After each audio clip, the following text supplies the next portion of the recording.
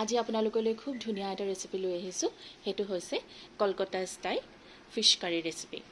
আৰু এই মাছৰ আঞ্জাখনৰ কাৰণে মই ৰৌ মাছ লৈছোঁ 5 পিচ, নাৰিকল, বিলাহী, কালজিৰা লৈছোঁ ফুৰণৰ কাৰণে, টেঙা মিঠা দৈ,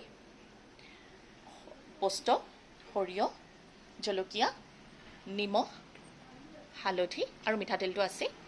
ইয়াত কিন্তু মই বগা সৰিয়হ ব্যৱহাৰ কৰিছোঁ। আপোনালোকে ইচ্ছা কৰিলে ক'লা বগা দুইটাই ল'ব পাৰে বা কোনোবা এবিধো ল'ব পাৰে।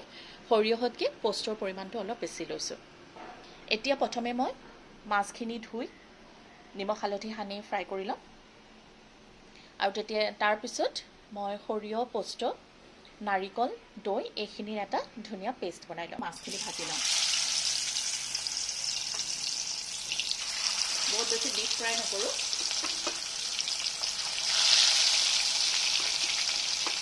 মিডিয়াম ফ্ৰাই কৰি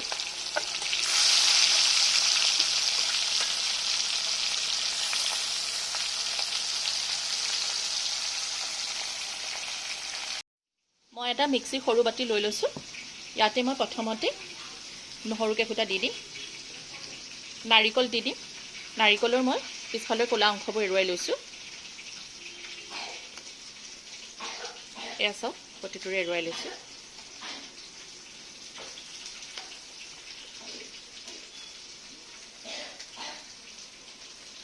আৰু ইয়াতে মই দি দিম সৰিয়হ আৰু পোস্ত একেলগে।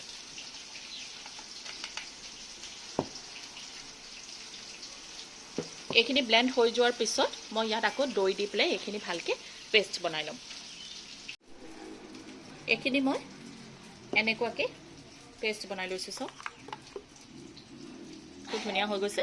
এতিয়া ইয়াৰ ওপৰতে মই দৈখিনি দি পুনৰ ব্লেণ্ড কৰি ল'ম। এইখিনি মই দৈ, সৰিয়হ, পোস্ত, নাৰিকল, নহৰু এইবোৰ দি পেলাই মই এনেকুৱা এটা পেষ্ট বনাই লৈছোঁ। বহুত ডাঠো নহয়, বহুত পানীও নহয়, এনেকুৱা। এতিয়া আমি মাছখিনি কি হৈছে চাই লওঁ। মাছ ধুনীয়াকৈ ফ্ৰাই হৈ গ'ল, দুই পিঠি ধুনীয়াকৈ ফ্ৰাই হৈ গ'ল। এতিয়া মই মাছখিনি কাঢ়ি লওঁ।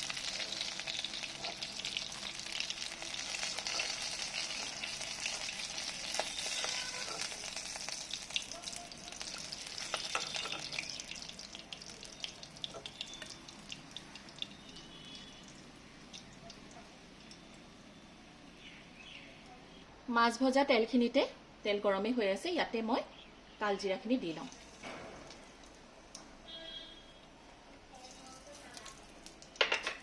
ওপৰতে দি দিম কেঁচা জলকীয়া।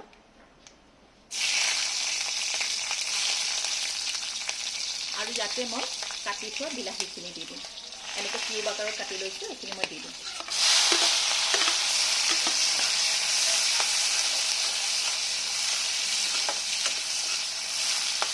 এইখিনি অকণমান ভাজি ল'ম।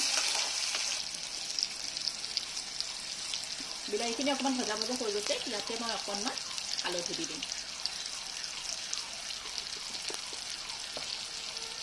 আৰু দিম জোখৰ নিমখ।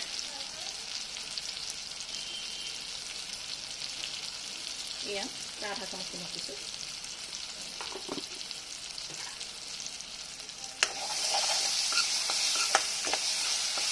বিলাহীখিনি মই ভাঙি নিদিওঁ, এনেকৈ গোটা গোটাকৈ ৰাখিছোঁ। এতিয়া ইয়াৰ ওপৰত মই এই পেষ্টখিনি দি দিম।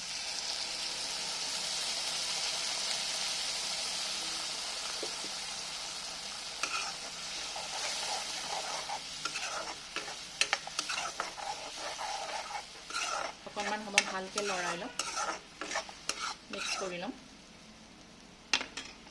এইখিনি অকণমান ফুটা আৰম্ভ হৈছে। এতিয়া মই মিক্সিৰ বাতিটো আওখালি ইয়াত পানী দি লৈছোঁ। একেবাৰে জোখত মই পানী দি লৈছোঁ।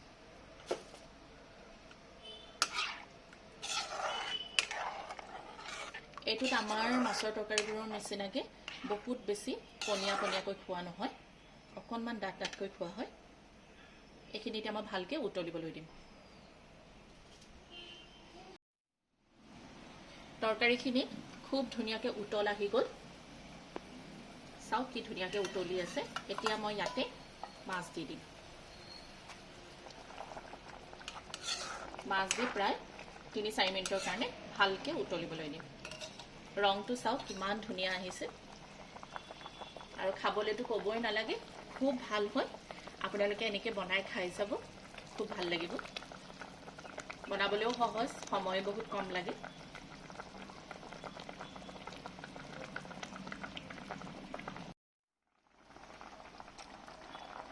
মই মাছৰ সৈতে প্ৰায় 2-3 মিনিট তৰকাৰীখিনি উতলালোঁ। চাওক ইমান ধুনীয়া হৈছে। এয়া চাওক। এতিয়া মই গেছটো অফ কৰি দিম আৰু ইয়াৰ ওপৰত মই অকণমান কেঁচা মিঠাতেল দি দিম।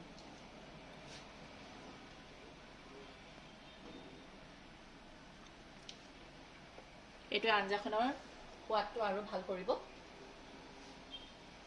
এতিয়া ওপৰত এখন ঢাকন লগাই দিম আৰু আজিলৈ কেলকাতা ষ্টাইল ফিছ কাৰী ৰেডি হৈ গ'ল। এনেকুৱা নতুন নতুন ৰেচিপি লৈ পুনৰ আপোনালোকৰ ওচৰলৈ আহিম। মোৰ ভিডিঅ'বোৰ চাই কেনেকুৱা পাইছে আপোনালোকে কমেণ্টৰ মাধ্যমেৰে মোক নিশ্চয় জনাব। এনেকৈ মৰম দি থাকিব। পুনৰ লগ পাম। আজিলৈ আহিছোঁ, ধন্যবাদ। এতিয়া মই এখন ঢাকন মাৰি বন্ধ কৰি দিম।